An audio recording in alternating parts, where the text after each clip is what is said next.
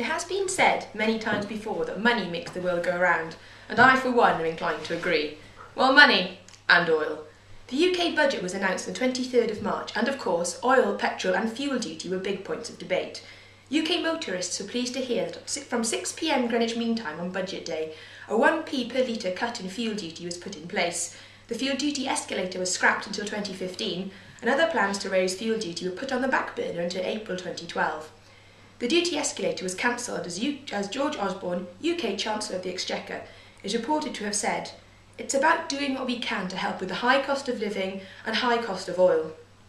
However, North Sea oil producers were not as happy by the budget announcements because cuts in fuel duty were to be supplemented by higher taxes on profits from North Sea oil for the next 5 years.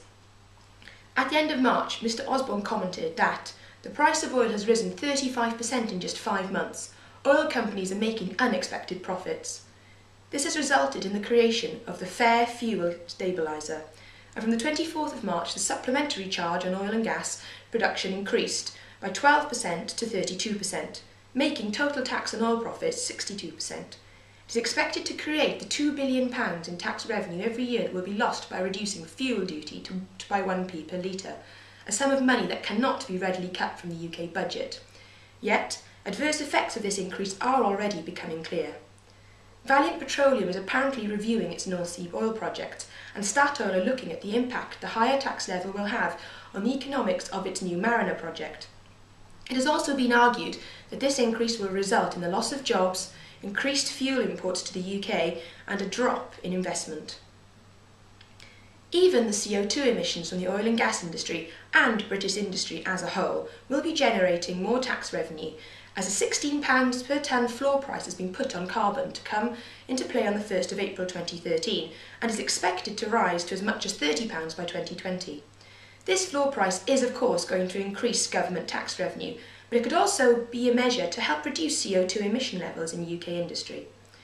From the above points, it seems to be clear that the price of oil and the money that is exchanged, taxed, earned and spent by the oil industry is very important to the UK's economy. And really, would anyone disagree if I speculated that this is indeed the case for the vast majority of the world? After all, Robert Bryce, Senior Fellow at the Centre of Energy Policy and Environment at the Manhattan Institute, said at the NPRA annual meeting in San Antonio, Texas, during March of this year, "If oil didn't exist, we'd have to invent it." This issue of hydrocarbon engineering also takes a look at the global profile of the oil industry in our annual World Review. If you turn to page 54, there'll be a roundup of contract news from within the downstream oil and gas industry from the last year, with an introduction from Hydrocarbon Engineering's Joseph Hester. This issue also looks at plant maintenance with articles from Adhesive Services and Quest, gas processing and treating with Linde, and gas analyzers with Servomex. Thank you very much for watching.